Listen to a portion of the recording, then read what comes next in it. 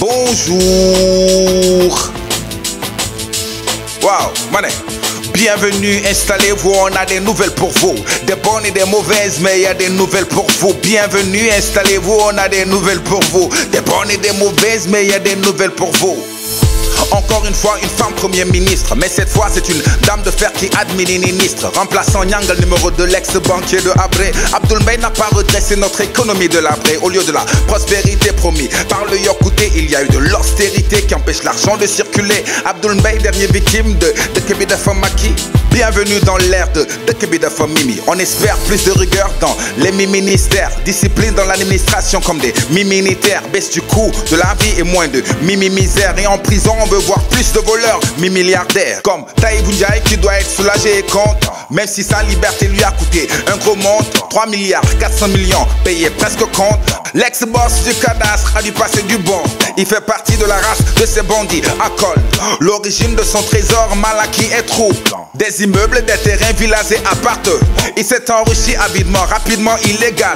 La médiation pénale rend les voleurs inno, à condition qu'ils remboursent au moins 80%. Puisqu'au final, tout se règle amical. Pour échapper à la prison, il faut donc voler abondamment. Pendant que le monde bavarde, en Syrie, on se bombarde à coups de roquettes et de grenades. Les rebelles contre El Assad, la situation se dégrade. Le pays est pris en embuscade. 100 000 morts, 1 million de réfugiés, la violence escalade. Qui a tort, qui a raison dans cette guerre d'information? L'État accuse l'opposition d'avoir armé la rébellion. Qui maintient l'insurrection? À qui profite cette confusion? Plein de questions, peu de réponses, attention à la manipulation. La communauté internationale menace la masse de punir El Assad d'avoir commis des meurtres en masse. Armes chimiques sur des civils, des enfants et des dames. Mais on se souvient encore du cas de Kadhafi et de Saddam.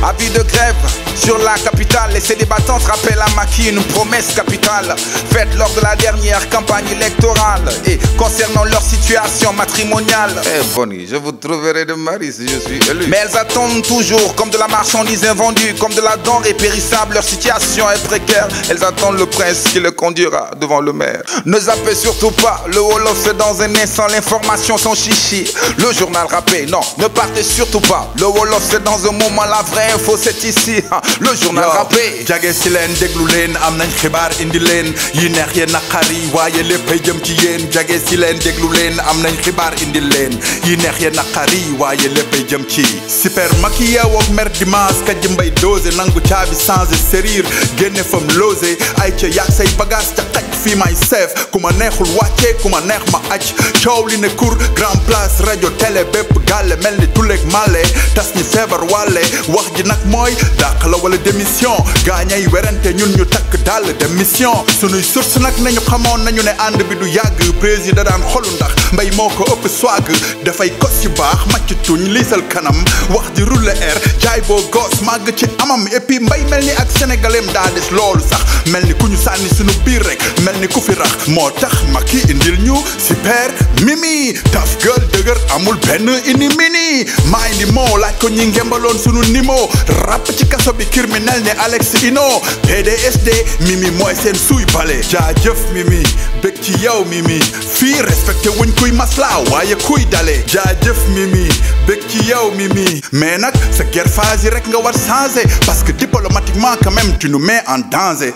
Bitim réew Syrie Bachar el assassin tubaab yi commencé waat kàcc nag di tappale di manipuler xel yi génne preuve yi ñu taqalee te boo xoolee ba xool nag ñoo ko jaay gaz sarin France États-Unis Grande-Bretagne bul wóolu ñooñu moom faale wu ñu syrien seen intérêt la ñu moccal claté adduna bi ba pare foog ne ñooñu moom en tout cas ñoom lay arrangé beneen guerre mondiale affaire u Tahibou Ndiaye mujjee waxaale jox ma lii ma jox la lee nekku ne ci njënd ak njaay 7 milliards lañ ko jiiñoon càcc waaye léegi jeex na 3 milliards 4 la joxe ñu bako lii de neex na tëjee jànq ji ak seeni cëfër Macky kat moo ne woon su faloo wutal leeni jëkkër ñu ne sonn nañu ci mbaraan fii ak fay di jàmb ba tey bëri ne ay yamb te ba léegi ñi ngi lamb journal rappel la woon xibaar yu woote leer Moussa Xuman Moussa Keyti xibaar yu woote clair dox daje ci ayu bés xibaar yu woote leer filig boobu ñi ngi taataani xibaar yu woote clair ñoo ngi ñëw di get down ñoo ngi ñëw di get down xabaar yu leer